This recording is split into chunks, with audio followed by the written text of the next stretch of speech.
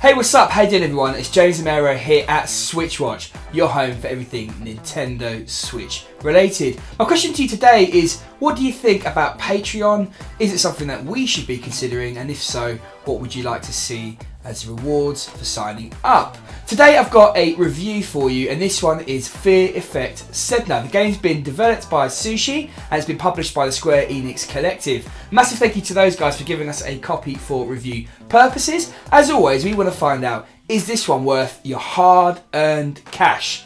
Let's jump in and find out. Fear Effect Sedna is the result of a Kickstarter by Sushi, who are also working on Fear Effect Reinvented, a remake of the original flawed but interesting survival horror game that released on the PS1. Fast forward 17 years and we have a completely different style of game set in the same world. So a few years after the first Fear Effect, Hannah and Rain are back along with a number of familiar and new faces. Hannah and Rain, partners in work and life, take on a job to steal some artifacts, a bread and butter mission that leads them into something much, much darker. The story unfolds in classic Fear Effect, stylish comic cutscene fashion that stays true to the series feel, and the grandiose plot also fits. Some of the sleaze is dialed back, that shed the first and particularly second games into a bad light, though I am pleased they didn't shy away from the relationship completely and kept the mature swearing that feels right for these rogue heroes. As you progress further, you get embroiled in a gross evil plan involving demonic human splicing, Inuit mythology, and a number of old acquaintances.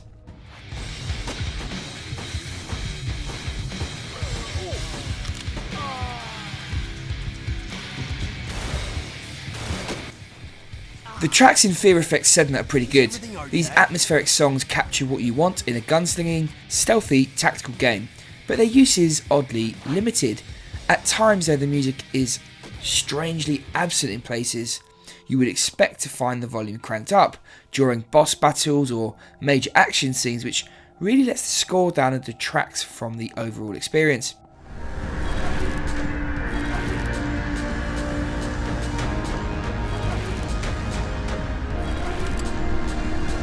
From here, things get even worse. The sound effects are poor.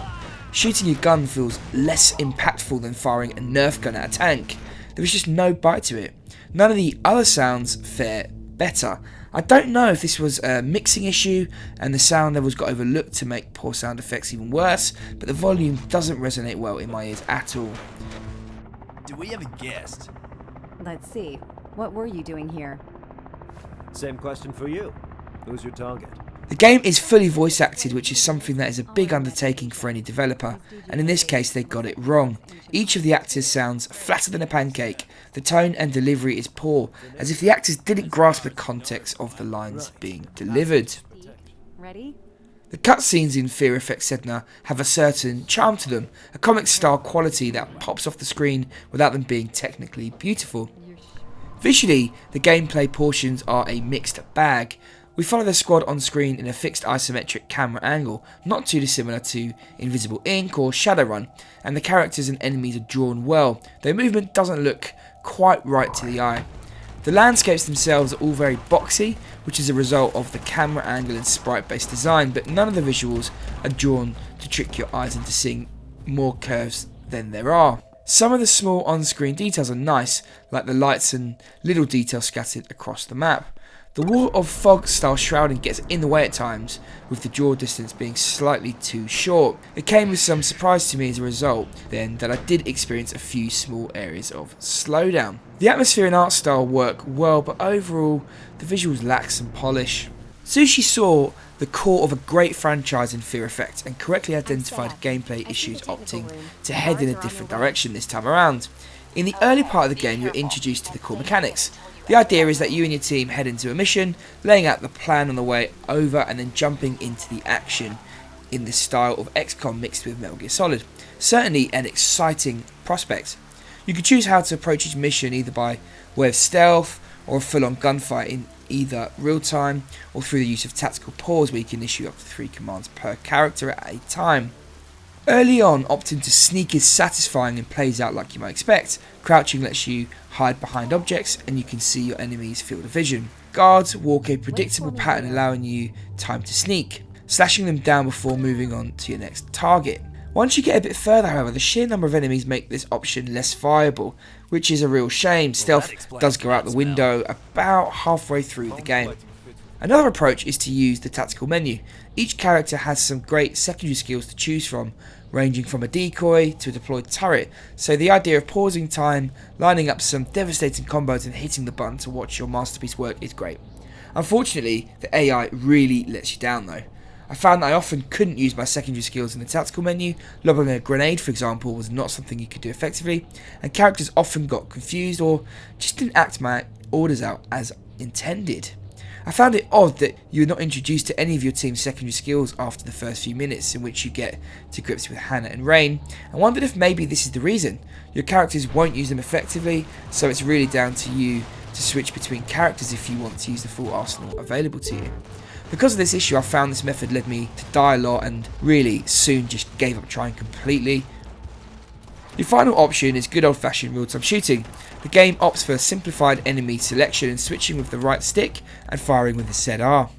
You need to reload with X and can roll with B to get out of the way of enemy fire, which works well one-on-one but breaks down in bigger numbers. Whilst you're doing this, your squad mates tend to mess up quite often. I found that once you get up to a couple of enemies on screen at once, just blasting away and standing still until they die was the most effective method. Hardly a visceral experience. The fear effect itself, a heartbeat that rises and falls based on your fear level, was a good idea. The more heightened your fear, the faster your heart beats and the stronger your attacks get. Conversely, you take more damage. It's a nice idea, but honestly, I never noticed the effect. It didn't play a major role in the game at all, which seems a strange design choice. Some of the battles are tough and the game gives you a huge number of medkits throughout, which you definitely need. I can see what Sushi aimed for with these choices. Figuring out which way to approach a battle and using either tactics, stealth or massive gunfight is a great idea, but the problem is, whichever way you do approach it, none is perfect, and battles ended up being stealth where possible and then stand and shoot at other times. Neither option was fully satisfying. The odd exceptions in Fear Effect, Sedna, where I got to deploy a turret or use a grenade, were nice, but not really essential. Your characters could have just as easily not had additional skills and the game would not change. In between this action there are a large number of puzzles, the likes of which hark back to the title's survival horror roots. These are a welcome break and whilst tough, are all solvable. Some of them are quite devilish and involve you to think outside of the box. One major gripe with the puzzles, however, is failing to get them right resolved in a game over on almost all puzzles. Some make sense, like the bomb at the beginning, which you need to disarm, but others really didn't need you to die. It's annoying to load a puzzle 15 or 20 times when you are trying some variation out, and this doesn't add anything outside of the one or two locations in which it would have made sense. I think they really didn't need to add this to the game at all. It took me over 20 hours to complete Fear Effect Sedna, and for $17.99 in the US and $14.39 in the UK, that's decent value. You won't play the game the second time around, that's for sure, though there are a few hidden totems to collect if you are into that side of things. Fear Effect Sedna mashes a bunch of things together but underperforms at them all pretty woefully.